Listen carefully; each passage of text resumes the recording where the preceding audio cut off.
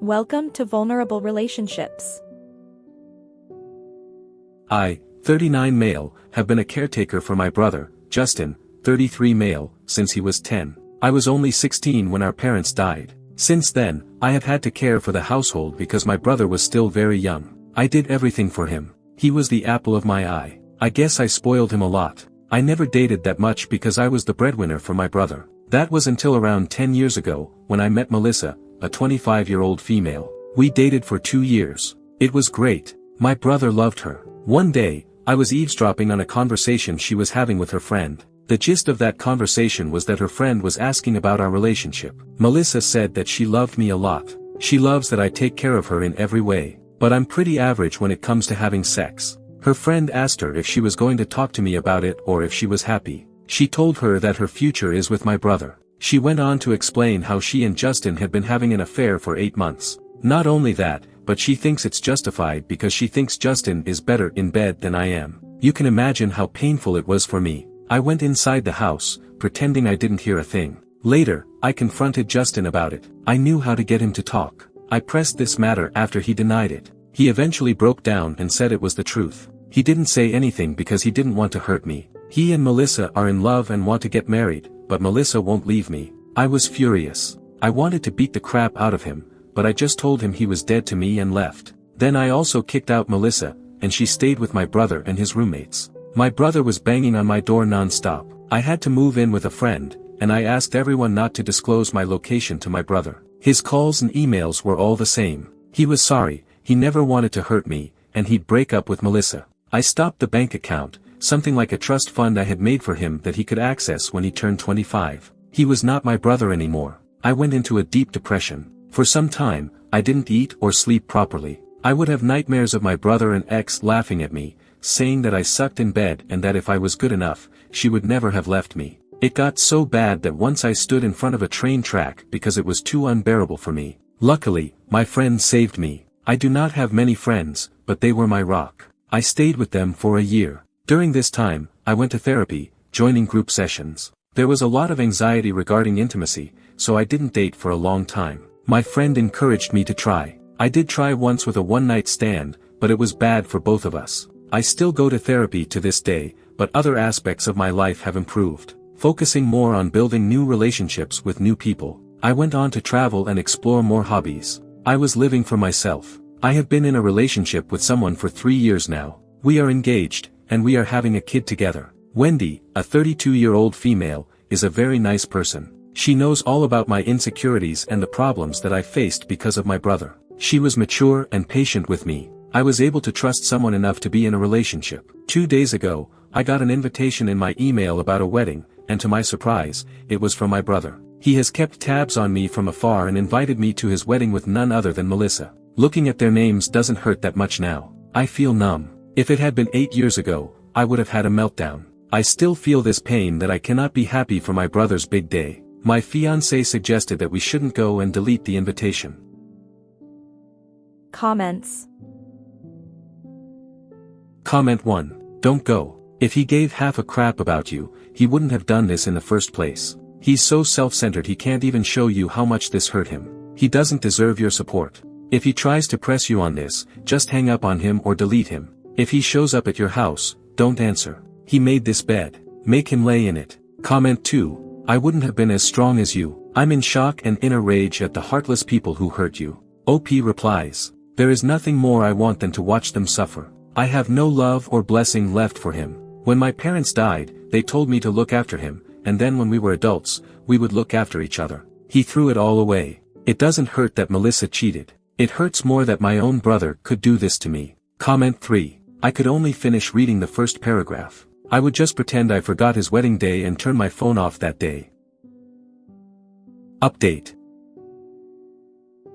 Hello guys. I was thinking about making an update sooner, but I delayed it because I have a baby girl now. When I posted this, my then fiancé, now wife, was already 8.5 months pregnant. We had an early delivery. My baby girl, Emily, is so cute. She is a little bundle of joy for both of us. She is so tiny and cute. She has eyes just like mine. I cannot believe we made something so precious. I spent as much time as I can holding her. My wife gets ticked because she thinks I'm going to coddle her to death. Also, my fiancé and I got married pretty quickly. It was a court marriage. Neither of us wanted a big wedding anyways. We are all fine. Some of you asked me how my brother knew my address. Well, he didn't. He only knew my work email. He probably knows what company I work for, so from there he tracked down my email and sent an invitation. A few days ago, I got another email from my brother. I forgot to block him. I usually don't check my work email because most of them are forwarded or spam emails. My brother had made a long email. He told me he knew I would not come to his wedding but still wanted me there for his big day. He apologized for what he had done and that he would never forgive himself for doing wrong. He knew he shouldn't have slept with Melissa, but he did it anyways. Growing up, he had been jealous of me. He was jealous that I was the more capable brother who is just babysitting him. When Melissa approached him, he felt like he had more importance. He knew he was wrong. He wanted to stop. The day I said he was dead to me, he had a panic attack. He tried his best to contact me, but my friends refused to give up my location. He was begging them. He and Melissa split up for a while. He was desperate to find me. He hit rock bottom when he heard from a friend of his that I tried to commit suicide. Then his friends judged him harshly after what he had done. His friends saw me as a big brother too, so they all refused to be at his wedding with Melissa. Melissa and he reconciled 2 years ago. By that time, Melissa was a single mom. She feels guilty about what she's done because the father of her child has cheated on her and left her. She also wanted to meet me and say sorry. From there, they rekindled their romance. Lastly, he said he could not go through with the wedding. He called it off and he fought with Melissa and they broke up again. He wants me to be with him on his most important day. He knows I have disowned him, but he is willing to do anything to reconcile, even if it takes him his whole life. That's it. There was a bunch of whining stuff that I ignored. I deleted the email. My therapist said, forgiveness isn't something that is forced. It comes from the subconscious level when we know we can forgive that person. And it should be an option only when someone shows that they are sorry by their actions and not by their words. Honestly, I don't want to. I know I'm being petty and cruel, but I'm happy with the way my life is. Adding him will cause stress. My wife told me to forget it. My brother is not guilty at all. As soon as I forgive him, he would go back to Melissa. He needs to figure out his life on his own. I've babied him enough. Now it's his turn to be an adult. People are asking me about my brother's life, so I want to clear it up. I do not have any idea what he's been doing with his life. I moved away from my place further from him. I transferred my job too. He must have known my place of work from where he got the email. For 10 years of my life, I pretended he didn't exist,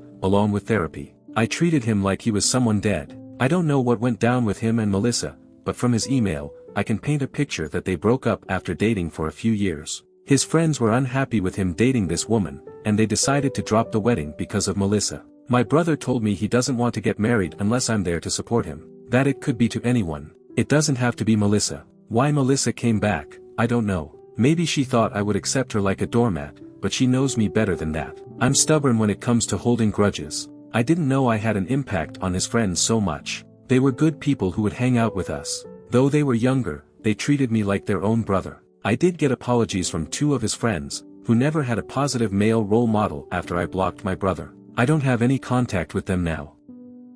Comments.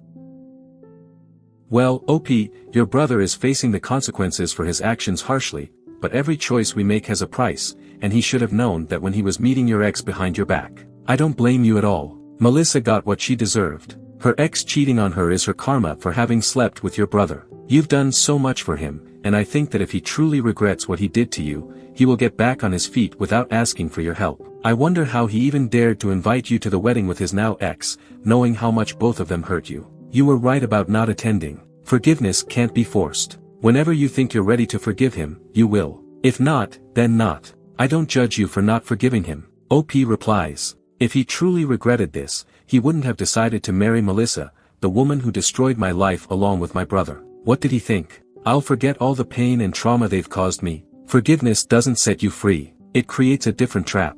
Over the years, I have learned forgiveness is a tool made by cowards who just want to get away with their wrongdoings without facing any consequences. They think having forgiveness removes the toll of guilt they have. True forgiveness is never forced. It is earned. He still has done nothing to earn that. Thanks for watching the video. Please consider leaving a like and subscribing. See you in the next video.